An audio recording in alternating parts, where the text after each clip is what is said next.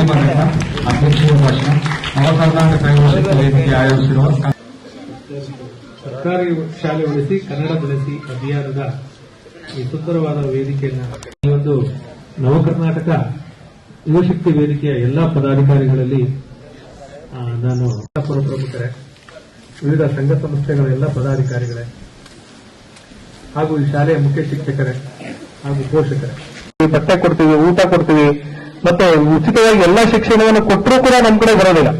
ಲಕ್ಷಾಂತರ ರೂಪಾಯಿ ಡೊನೇಷನ್ ಕಟ್ಟಿ ಊರಿಂದ ಊರಿಗೆ ಹುಡುಕೊಂಡು ಶಿಕ್ಷಕರಾದಿಯಾಗಿ ಅಧಿಕಾರಿಗಳಾದಿಯಾಗಿ ನಾವೆಲ್ಲರೂ ಕೂಡ ಮಾಡ್ಕೋಬೇಕಾದ್ರೆ, ಯಾಕೆಂದ್ರೆ ಇವತ್ತು ಫ್ರೀಯಾಗಿ ಕೊಡ್ತಕ್ಕಂಥದ್ದನ್ನು ಅದೇನು ಸರಿ ಇಲ್ಲ ಅಂತನ, ಅದಕ್ಕೆ ಮಹತ್ವ ಇಲ್ಲ ಅಂತನ, ಅಥವಾ ಅಂತ ಕ್ವಾಲಿಟಿ ಎಜುಕೇಶನ್ ಸಿಗ್ತಾ ಇಲ್ಲ ಅನ್ನೋ ರೀತಿಯಲ್ಲಿ ಪೋಷಕರಿಗೆ ಏನಾದ್ರು ಕೂಡ ಅಸಮಾಧಾನ ರಿಸರ್ವ್ ಮಾಡ್ತಾ ಇದ್ದೀವಿ. ಅದೇ ರೀತಿ ನಮ್ಮ ತೂಗೆರೆ ಹೋಬಳಿ ವ್ಯಾಪ್ತಿಯಲ್ಲಿ ಪೂರ ಈಗ ನಮ್ಮ ಘಾಟಿ ಪಂಚಾಯತಿಗಾಗಬಹುದು, ಘಾಟಿ ಪಂಚಾಯತಿಯಲ್ಲಿ ಈಗಾಗಲೇ ನಾವು ಒಂದು 12 ಎಕರೆ ಜಮೀನು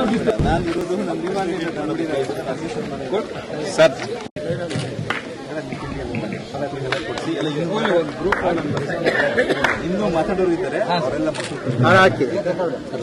ನಿಮ್ ಜೊತೆ ಒಂದು ಆಟೋದಿಂದ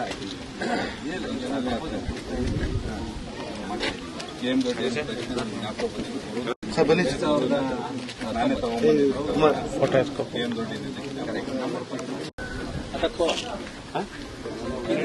ಒಂದು ದಯವಿಟ್ಟು ಮಾಡಿಕೊಡಿಲ್ಲ.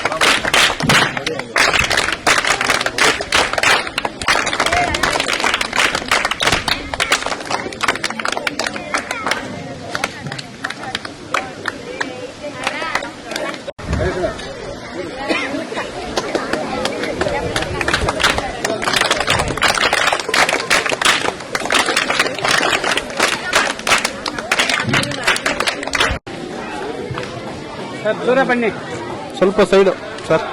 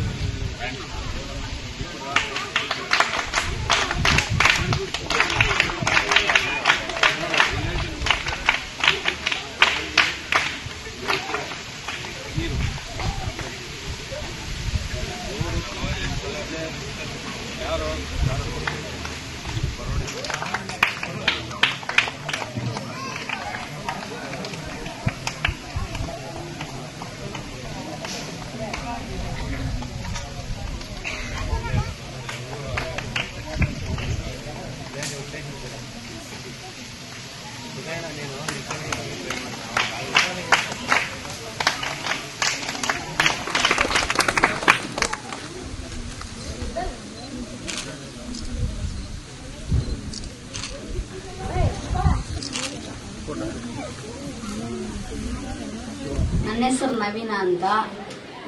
ಇಲ್ಲಿ ಇದಕ್ಕೆ ಪ್ರೈವೇಟಿಗೆ ಕರೆದ್ರು ನನ್ನನ್ನು. ನಾನಿಲ್ಲಿ ಗೌರ್ಮೆಂಟ್ ಇಲ್ಲಿ ವಾತಾವರಣ ನೋಡಿ ಇಲ್ಲಿಗೆ ಬಂದಿದ್ದೆ ಶಾಲೆಗೆ. ನಂಗೆ ಇಲ್ಲಿ ಮಾಸ್ಟರು ಚೆನ್ನಾಗವ್ರೆ. ಇಲ್ಲಿ ಇಂಗ್ಲೀಷ್ ಆಗಲಿ ಕನ್ನಡ ಎಲ್ಲ ಸಬ್ಜೆಕ್ಟ್ಸು ಚೆನ್ನಾಗಿ ಹೇಳ್ಕೊಡ್ತಾರೆ. ಬಿಸಿ ಹಾಲು, ಬಿಸಿ ಊಟ, ಮೊಟ್ಟೆ ಎಲ್ಲ ಕೊಡ್ತಾರೆ. ಎಲ್ಲ ಸೌಲಭ್ಯಗಳು ದೊರೆಯುತ್ತವೆ ಇಲ್ಲಿ. ಅದಕ್ಕೆ ಎಲ್ಲ ಸರ್ಕಾರಿ ಶಾಲೆಗೆ ಎಲ್ಲರೂ ದಾಖಲಾತಿ ಮಾಡಬೇಕು ಅಂತ ವಿನಂತಿ. ನವಕರ್ನಾಟಕ ಯುವಶಕ್ತಿ ವೇದಿಕೆ ವತಿಯಿಂದ ಸರ್ಕಾರಿ ಶಾಲೆ ಉಳಿಸಿ ಕನ್ನಡವನ್ನ ಬೆಳೆಸಿ ಅನ್ನೋ ಒಂದು ಕಾರ್ಯಕ್ರಮ ನಾವು ಆಯೋಜಿಸಿದ್ವಿ. ಈ ಒಂದು ಕಾರ್ಯಕ್ರಮಕ್ಕೆ ಮಾನ್ಯ ಬೆಂಗಳೂರು ಗ್ರಾಮಾಂತರ ಜಿಲ್ಲಾ ಅಧಿಕಾರಿಯಾದಂತಹ ಬಸವರಾಜ್ ಸರ್ ಬಂದು ಚಾಲನೆಯನ್ನ ಕೊಟ್ಟಿದ್ದಾರೆ. ತಮಗೆ ತುಂಬಾ ಖುಷಿ ಆಗುತ್ತೆ. ಈ ಒಂದು ಸಮಾಜದ ಒಂದು ಕನ್ನಡವನ್ನ ಉಳಿಸಿ ಬೆಳೆಸಿ ಅನ್ನೋ ಒಂದು ಕಾರ್ಯಕ್ರಮಕ್ಕೆ, ಹಾಗೆ ಸರ್ಕಾರಿ ಶಾಲೆ ಉಳಿಸಿ ಬೆಳೆಸಿ ಅನ್ನೋ ಒಂದು ಕಾರ್ಯಕ್ರಮಕ್ಕೆ ಚಾಲನೆ ಕೊಟ್ಟಿರೋದಕ್ಕೆ ಸೊ ನಾವು ಹೇಳ್ತಕ್ಕಂಥದ್ದು ಇಲ್ಲಿ ಕನ್ನಡ ಶಾಲೆಗಳೆಲ್ಲ ಅತಿ ಹೆಚ್ಚಾಗಿ ನೀವು ದಾಖಲೆ ಆಗ್ತಾ ಇರ್ತಕ್ಕಂಥದ್ದು ನಮ್ಮ ರೈತರ ಮಕ್ಕಳು, ಹಳ್ಳಿ ರೈತರ ಮಕ್ಕಳು. ಸೊ ಹಳ್ಳಿ ರೈತರ ಮಕ್ಕಳಿಗೆ ಏನೆಲ್ಲ ಮೂಲಭೂತ ಸೌಕರ್ಯಗಳು ನಾವು ಕೊಟ್ಟಾಗ ಸರ್ಕಾರಿ ಶಾಲೆ ಇನ್ನೂ ಒಂದು ಮಟ್ಟಕ್ಕೆ ಹೆಚ್ಚಿಗೆ ಆಗುತ್ತೆ. ಇವತ್ತು ಖಾಸಗಿ ಶಾಲೆಯಲ್ಲಿ ಇರ್ತಕ್ಕಂಥವ್ರು ಓನ್ಲಿ PUC ಮಾಡಿ ಬಂದಿರ್ತಾರೆ ಟೀಚರ್ಸ್, SLC PUC ಮಾಡಿ ಬಂದಿರ್ತಾರೆ. ಅದೇ ನಮ್ಮ ಸರ್ಕಾರಿ ಶಾಲೆಗಳಲ್ಲಿ ಡಬಲ್ ಡಿಗ್ರಿಗಳು ಮಾಡಿ ಅದೇ ಅಂತ ಒಂದು CET ಎಕ್ಸಾಮ್ ಅಲ್ಲಿ ಎಲ್ಲ ಪಾಸ್ ಮಾಡಿ ಬಂದಿರತಕ್ಕಂಥ ಟೀಚರ್ಸ್ ಇರ್ತಾರೆ. ಸೊ ಒಳ್ಳೆ ಒಂದು ಟೀಚರ್ಗಳನ್ನ ಒಂದು ಟೀಮ್ ಅಲ್ಲಿ ನಾವು ನಮ್ಮ ಮಕ್ಕಳನ್ನ ಅಲ್ಲಿ ಜಾಯಿನ್ ಮಾಡಿಸಿದ್ರೆ ಇದು ಉತ್ತಮವಾದ ಒಂದು ಭವಿಷ್ಯವನ್ನ ರೂಪಿಸ್ಕೊಂತಾರೆ. ಸೊ ಆ ದೃಷ್ಟಿಯಿಂದ ನಾವೇನ್ ಮಾಡಿದ್ವಿ, ಪ್ರೈವೇಟ್ ಶಾಲೆಯಲ್ಲಿ ಇರ್ತಕ್ಕಂಥ ವಿದ್ಯಾರ್ಥಿಗಳು ಅವರೊಂದು ವಿಭಿನ್ನವಾಗಿ ಕಾರ್ಯಕ್ರಮ ಮಾಡಿ ಅವ್ರನ್ನ ವೆಲ್ಕಮ್ ಮಾಡ್ತಕ್ಕಂಥ ಒಂದು ಪದ್ಧತಿ ಅವರಲ್ಲಿದೆ. ಸೊ ಸರ್ಕಾರಿ ಶಾಲೆಗಳಲ್ಲಿ ಈ ತರ ಒಂದು ಪದ್ಧತಿ ಇಲ್ಲ ಅಂತ ನಾನು ಅನ್ಕೊಂಡಿದ್ದೀನಿ. ಸೊ ಈ ಒಂದು ಕಾರ್ಯಕ್ರಮ ನಮ್ಮ ನವಕರ್ನಾಟಕ ಯುವಶಕ್ತಿ ವೇದಿಕೆ ವತಿಯಿಂದ ಹೊಸದಾಗಿ ಖಾಸಗಿ ಶಾಲೆ ತೊರೆದು ಬಂದ ವಿದ್ಯಾರ್ಥಿಗಳಿಗೆ ಪಾದ ಪೂಜೆ ಮಾಡ್ಕೊಳ್ಳೋ ಮುಖಾಂತರ, ಯಾಕಂದ್ರೆ ದೇಶದ ಬೆನ್ನೆಲುಬು ಒಬ್ಬ ರೈತರು ಅಂತಾರೆ. ರೈತರ ಮಕ್ಕಳು ಬೆವರು ಸುರಿಸಿ ನೆಲಕ್ಕೆ ಅನ್ನ ಹಾಕ್ತಾರೆ. ನಮ್ಗೆ ಅನ್ನ ಹಾಕಂತ ಒಬ್ಬ ಮಕ್ಕಳಿಗೆ ನಾವು ಇವತ್ತು ಪಾದ ಪೂಜೆ ಮಾಡೋದು ನಮ್ಮ ಪುಣ್ಯನೇ ಅಂತ ಹೇಳ್ಬೋದು. ಇವತ್ತು ಬೇರೆ ಬೇರೆಯವ್ರಿಗೆಲ್ಲ ಪಾದ ಪೂಜೆ ಮಾಡ್ತಾರೆ. ಸೊ ನಾನು ಹೇಳ್ತಕ್ಕಂಥದ್ದು ಒಬ್ಬ ರೈತರ ಮಕ್ಕಳು ಮಾಡಿದ್ರೆ ಪಾದ ಪೂಜೆ ಅದು ಭಗವಂತ ಹತ್ರ ಒಂದು, ಯಾಕಂದ್ರೆ ಅನ್ನ ಹಾಕಿರ್ತಾರೆ ಅಂತ ಮಕ್ಕಳು ನಾವು ಕೂಡ ಪಾದ ಪೂಜೆ ಮಾಡೋದು ನಮ್ಮ ಪುಣ್ಯ. ಆ ಒಂದು ಮುಖಾಂತರ ಏನು ಪಾದ ಪೂಜೆ ಮುಖಾಂತರ ನಮ್ಮ ಶಾಲೆಗಳಿಗೆ ಬನ್ನಿ ಅನ್ನೋ ಒಂದು ಸಂದೇಶ ಕೊಡಬೇಕು ಇಡೀ ರಾಜ್ಯಕ್ಕೆ, ಇಡೀ ಇದಕ್ಕೆ. ಯಾಕಂದ್ರೆ ವಿಭಿನ್ನವಾಗಿ ಇನ್ನೂ ಬೇರೆ ಬೇರೆ ಜಿಲ್ಲೆಗಳಲ್ಲಿ ಇದೇ ತರ ಆದಾಗ ಸರ್ಕಾರಿ ಶಾಲೆನೂ ಉಳಿತದೆ, ಕನ್ನಡ ಭಾಷೆನೂ ಉಳಿತದೆ, ಮತ್ತೆ ಎಲ್ಲಾ ಸಂಘಟನೆಗಳು ಈ ಒಂದು ಕಾರ್ಯಕ್ರಮ ಅತಿ ಹೆಚ್ಚಾಗಿ ಮಾಡಿದಾಗ ಒಂದು ಅವೇರ್ನೆಸ್ ಒಂದು ಆಗುತ್ತೆ. ಆದಾಗ ಏನಾಗುತ್ತೆ, ಸರ್ಕಾರಿ ಶಾಲೆಗಳು ಏನು ಇನ್ನೂ ಹೆಚ್ಚಿಗೆ ಆಗುವಂತ ಎಲ್ಲ ಅಂಶಗಳು ಕಂಡು ಬರ್ತವೆ.